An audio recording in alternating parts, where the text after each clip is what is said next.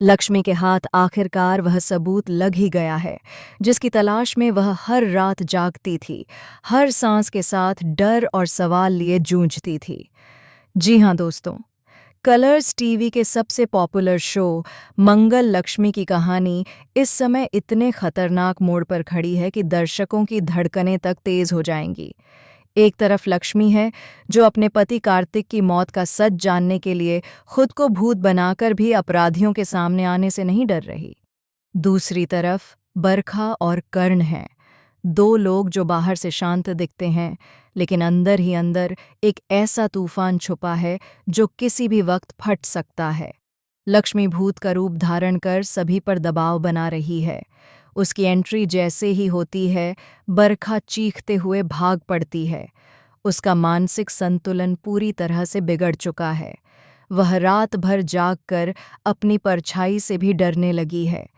कभी वह कमरे के कोने में जाकर बैठ जाती है तो कभी खुद से बातें करती दिखती है। घर वाले समझ नहीं पाते कि यह डर है या उसके पाप का बोझ, लेकिन लक्ष्मी जानती है बरखा को उसकी आत्मा का डर नहीं बल्कि उसके अपने अपराध का डर सता रहा है। उधर कर्ण खुद को पूरी तरह दोषी साबित करने पर तुले हुए हैं। वह बार बार लक्ष्मी की आंखों में झांककर कहता है, हाँ मैंने किया है, मैं ही जिम्मेदार हूं। लेकिन लक्ष्मी जब भी उसकी आंखों को पढ़ने की कोशिश करती है, उसे वहां झूठ दिखता है। ऐसा झूठ जो किसी मजबूरी के कारण बोला जा रहा है। और यहीं से शुरू होती है असली कहानी, जब लक्ष्मी को कार्तिक के खून से जुड़ी कुछ तस्वीरें मिलती हैं। तस्वीरें ऐसी कि कोई भी उन्हें देखकर कांप जाए। खून से लथपथ जमीन, टूटी हुई घड़ी और उनमें सबसे खतरनाक कर्ण के हाथ में चाकू। तस्वीरें देखने में जितनी साफ हैं उतनी ही खतरनाक भी। पहली नज़र में ऐसा लगता है कि कर्ण ही कार्तिक की हत्या का जिम्मेदार है। लक्ष्मी के हाथ कांप जाते हैं। उसे लगता है कि शायद कर्ण वही है जिसने उससे सबसे बड़ा धोखा किया। वह गुस्से में आकर कर्ण का सामना करती है, लेकिन जैसे ही वह उसे चोट पहुंचाने की कोशिश करती है, उसके भीतर कोई आवाज़ कहती है, कर्ण कातिल नहीं हो सकता। लेकिन अगर कर्ण कातिल नहीं, तो फिर कौन? अब यहाँ कहानी एक ऐसे मोड़ पर आती है जहाँ दर्शक भी अपनी जगह से उठ नहीं पाएंगे। धीरे धीरे लक्ष्मी सुराग जोड़ने लगती है। बरखा का डर, कर्ण का झूठ और तस्वीरों का सच, कुछ भी एक दूसरे से मेल नहीं खाता। हर बात में कोई न कोई कमी थी, कोई ऐसा टुकड़ा जो सही जगह फिट नहीं हो रहा था। और जब लक्ष्मी सच्चाई की तह तक पहुंचती है तो उसे पता चलता है कि असली खूनी कोई और नहीं बल्कि बरखा ही है। बरखा ने ही वह धक्का दिया था जिसने कार्तिक की जान ले ली।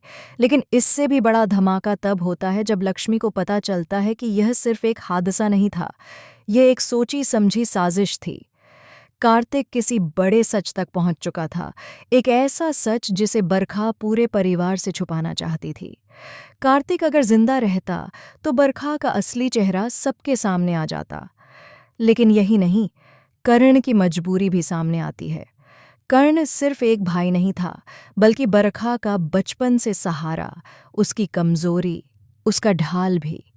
बरखा की एक मनोवैज्ञानिक बीमारी थी जिसमें वह गुस्से में अपना आपा खो बैठती थी, और यह बात किसी को भी पता नहीं थी। जब उसने कार्तिक को धक्का दिया तो कर्ण ने उसके चेहरे पर वह पागलपन खुद देखा। वह जानता था कि बरखा जेल नहीं झेल पाएगी और उसकी हालत और बिगड़ जाएगी, इसलिए उसने सारी गलती अपने सिर ले ली। लेकिन अब सवाल यह है, क्या लक्ष्मी इतनी आसानी से कर्ण की इस कुर्बानी को स्वीकार कर लेगी?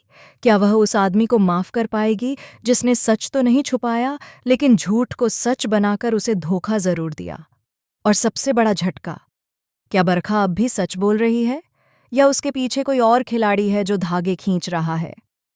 कहानी अब एक ऐसे मोड़ पर पहुंच चुकी है जहां हर कदम पर नया ट्विस्ट, नया सच और नया झूठ सामने आएगा, क्योंकि लक्ष्मी ने ठान लिया है कि इस बार न तो वह डरने वाली है और न रुकने वाली।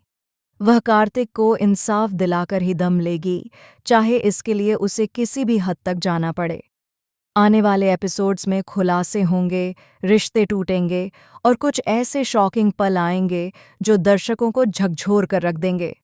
फिलहाल के लिए बस इतना ही।